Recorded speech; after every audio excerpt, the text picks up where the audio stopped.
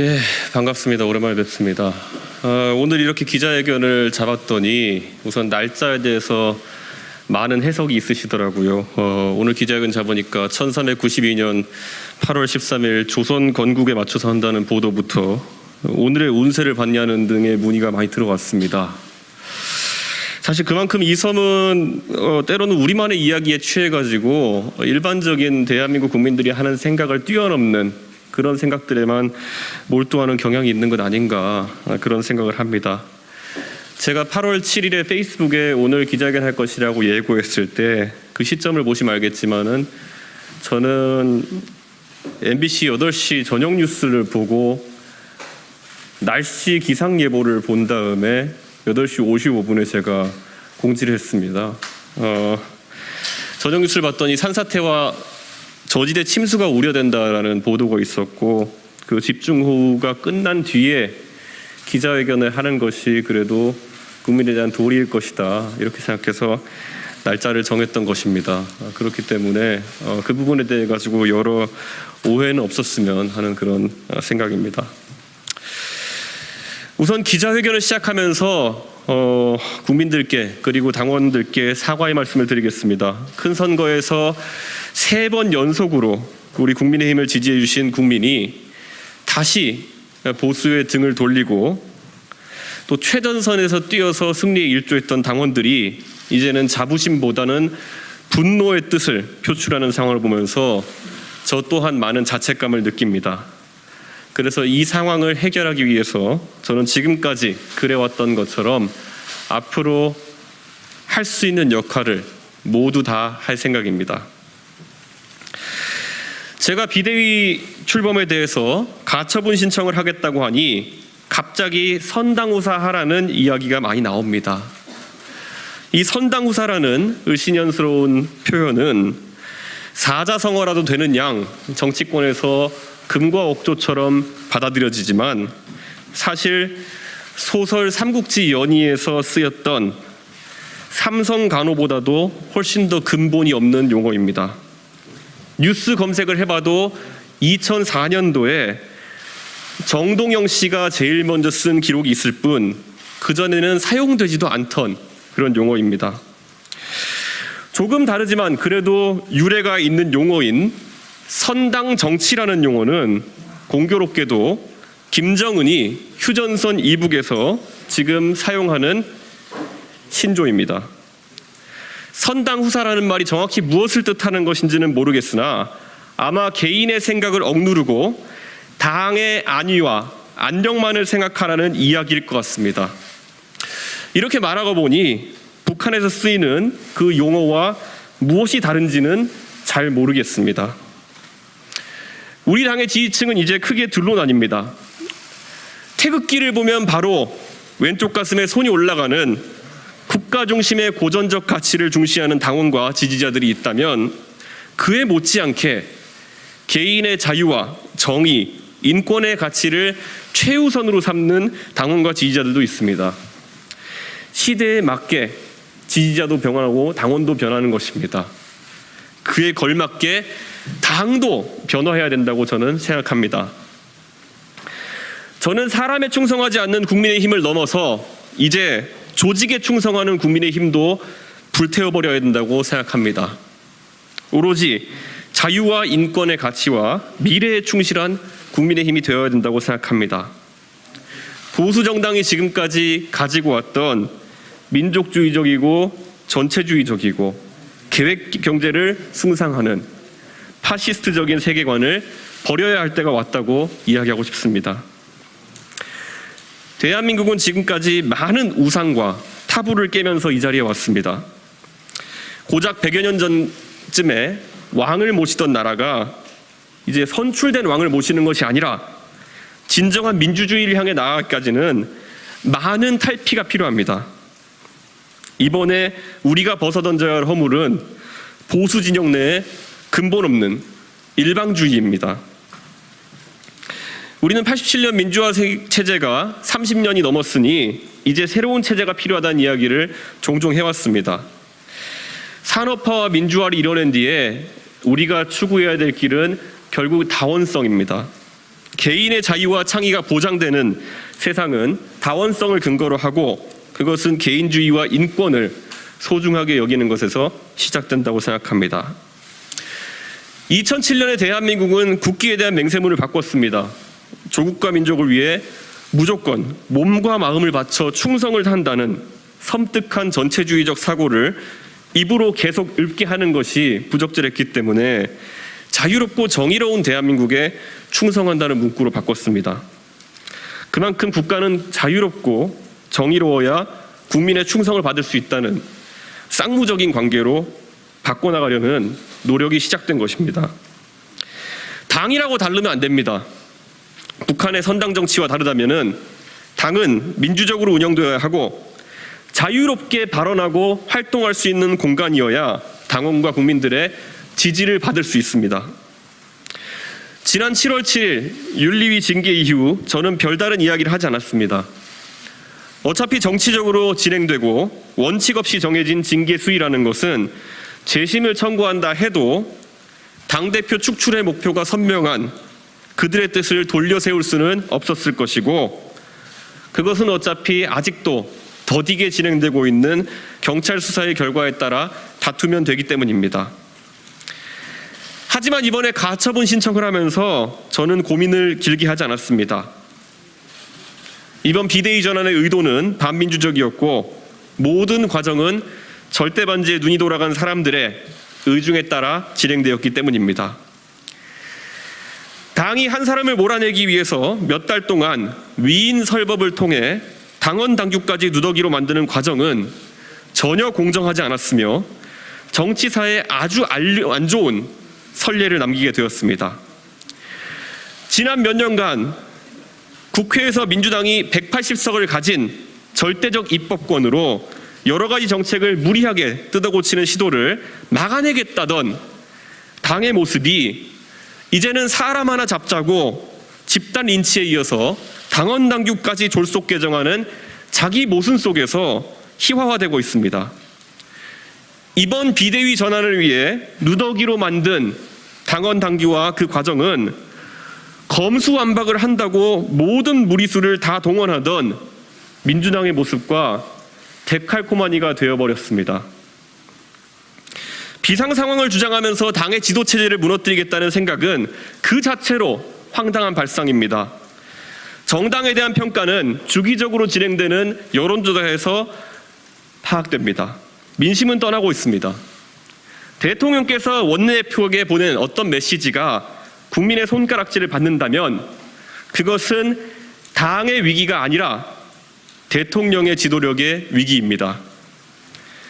문제되는 메시지를 대통령께서 보내시고 원내대표의 부주의로 그 메시지가 노출되었는데 그들이 내린 결론은 당대표를 쫓아내는 일사불란한 절차를 진행하는 것이라면 전혀 공정하지도 논리적이지도 정의롭지도 않은 판단입니다. 물론 가장 놀라운 것은 그 메시지에서 대통령과 원내대표라는 권력자들이 그들 사이에서 씹어돌렸던 그 씹어돌림의 대상이 되었던 저에게 어떤 사람도 그 상황에 대한 해명이나 사과를 하지 않았던 것입니다. 이것은 인간적인 비극입니다. 그리고 문자 내용은 당이 잘 돌아간다면서 치하하는 내용과 더 열심히 노력하겠다는 원내대표의 다짐이었습니다. 그럼에도 불구하고 대통령실에서 비대위 전환 의견을 당 지도부에 전달했다는 한 언론사의 보도와 함께 그 다음 날부터 갑자기 당내에서 비상 상황을 만들기 위해 동분서주했습니다. 우리 현대사에서 없는 비상사태를 만들기 위해 상당한 아픔들이 있었습니다. 자신들의 권력을 지키기 위해 군인들이 계엄을 확대하고 자신들과 뜻이 다른 정치 지도자들에게 사법적 살인을 하고 급기야는 총구를 국민에게까지 겨누는 아픔이 모두 의도된 비상사태 선언에서 나왔습니다.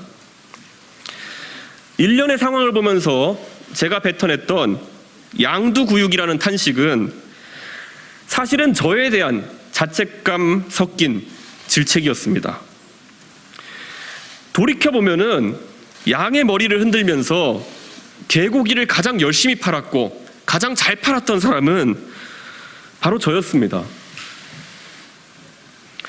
선거 과정 중에서 그 자괴감에 몇 번이나 뿌리치고 연을 끊고 싶었던 적도 있습니다.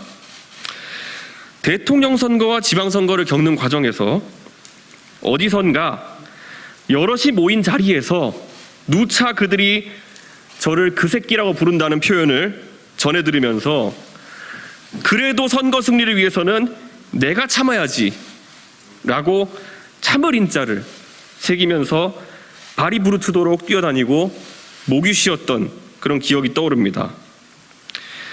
저에게 선당후사를 이야기하는 분들은 매우 가혹한 겁니다. 선당후사란 대통령 선거 과정 내내 한쪽으로는 저에 대해서 이 새끼 저 새끼 하는 사람을 대통령 만들기 위해서 당대표로서 열심히 뛰어야 했던 제 쓰린 마음이 그들이 입으로 말하는 선당후사보다 훨씬 아린 선당후사였습니다. 내부 총질이라는 표현을 봤을 때 그 표현 자체에서는 저는 어떤 상처도 받지 않았습니다. 그저 올 것이 왔다는 생각과 함께 양의 머리를 걸고 진짜 무엇을 팔고 있었는지에 대한 깊은 자괴감이 다시 한번 찾아왔습니다. 하지만 저와 같은 꿈을 꾸는 사람들을 생각하며 참을 인자를 새기면서 웃고 또 웃었습니다.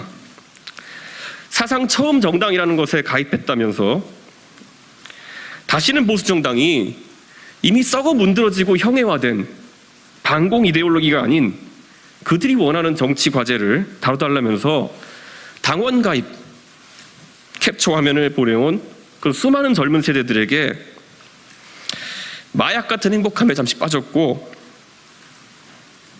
전라도에서 보수정당에 대한 기대를 가지고 민원을 가져오는 도서벽지 주민들의 절박한 표정을 보면서 진통제를 맞은 듯 새벽 기차를 타고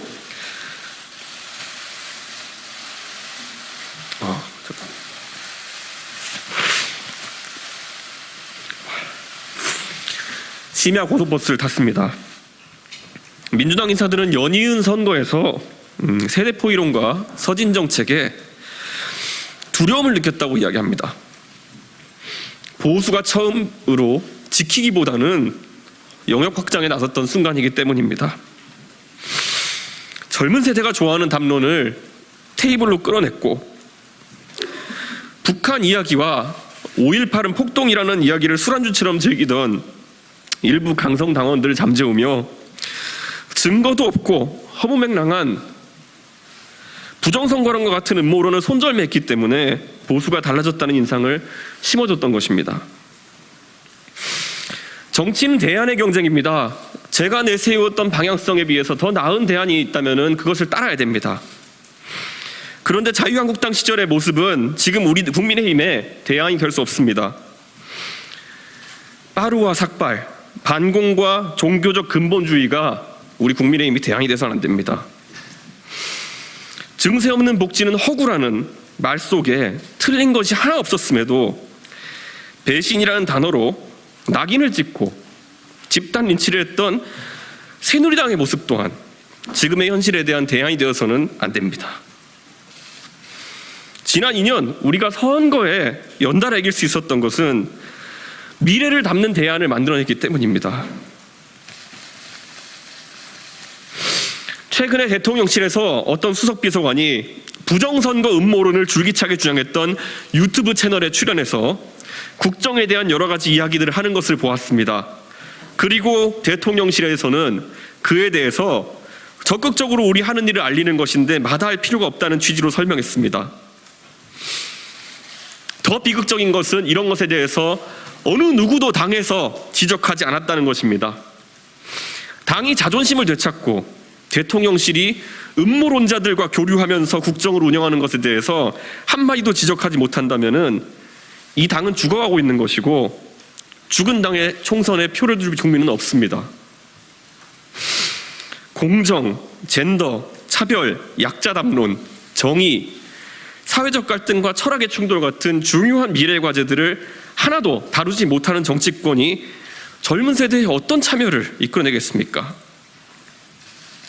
사회의 모든 철학적 고민을 돈을 주느냐 마느냐로 치환해버린 진보의 현금복지 담론이 지속 가능하지 않았던 것처럼 애초에 보수 정당은 지금 사라져야 했던 북풍을 오히려 과제로 내세우는 상황에 이르렀습니다.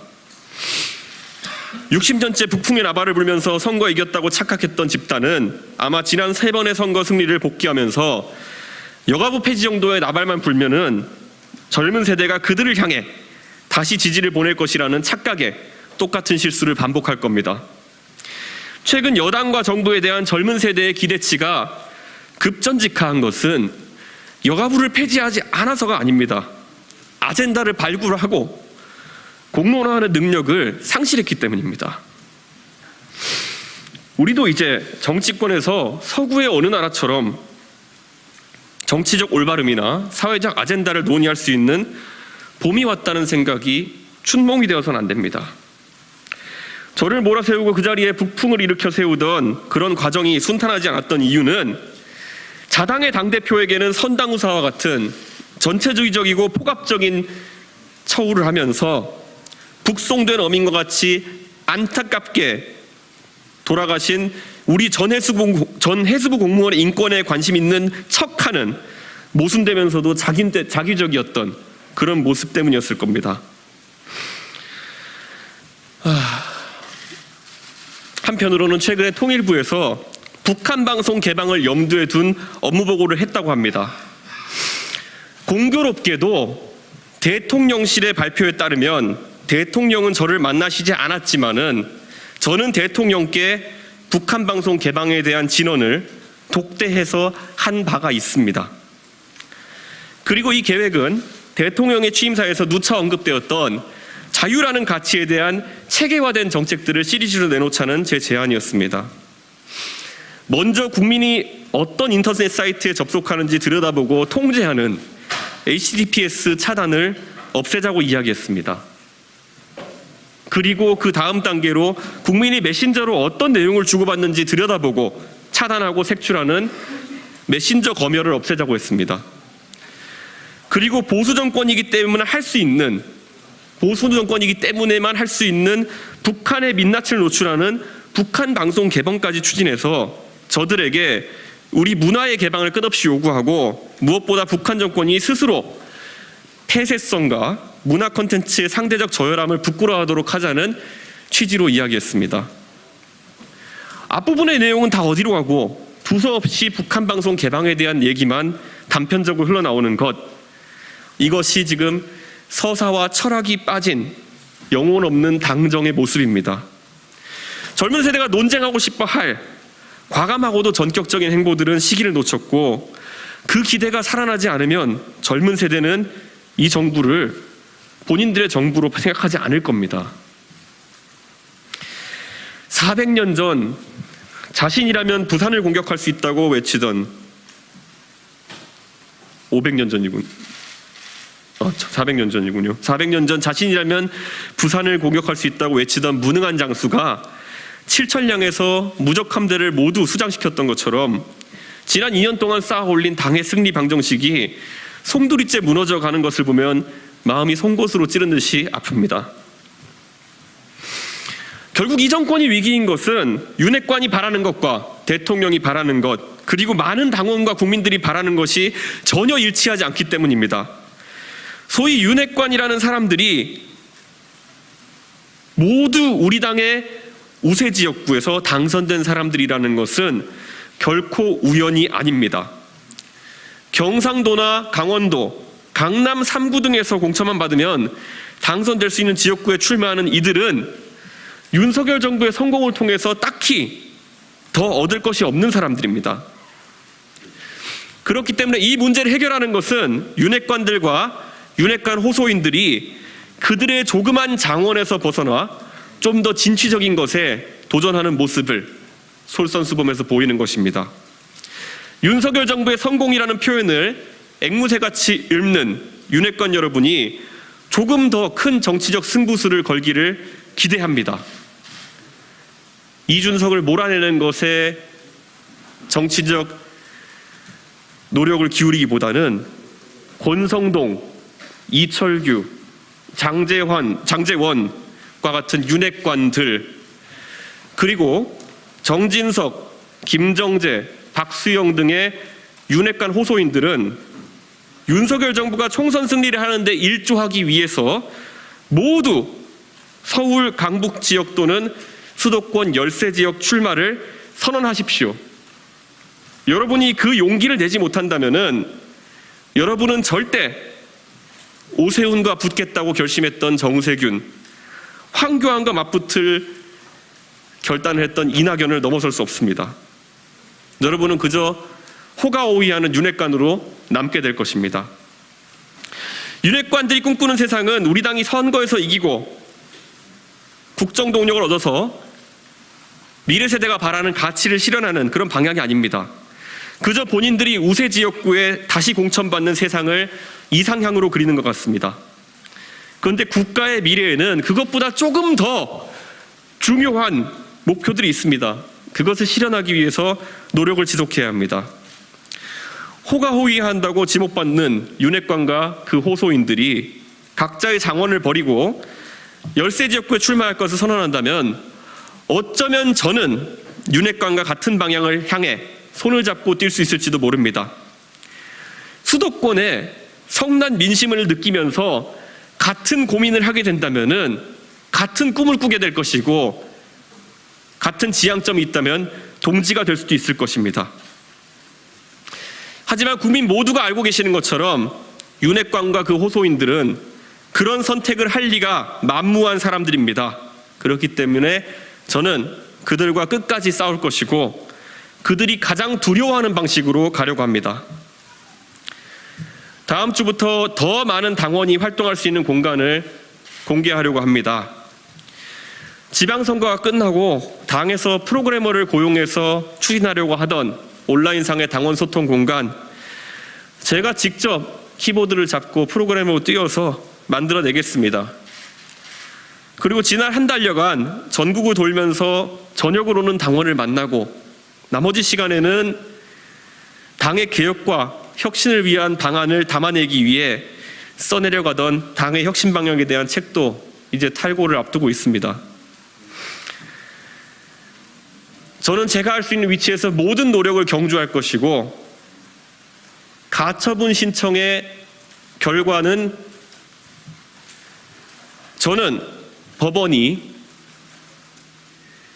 절차적 민주주의와 그리고 본질적인 민주주의를 지켜내기 위한 결단을 해줄 것이라고 믿고 기대하겠습니다. 가처분 신청의 결과가 어떻게 나오더라도 당의 혼란이 가중될 것이라고 말하는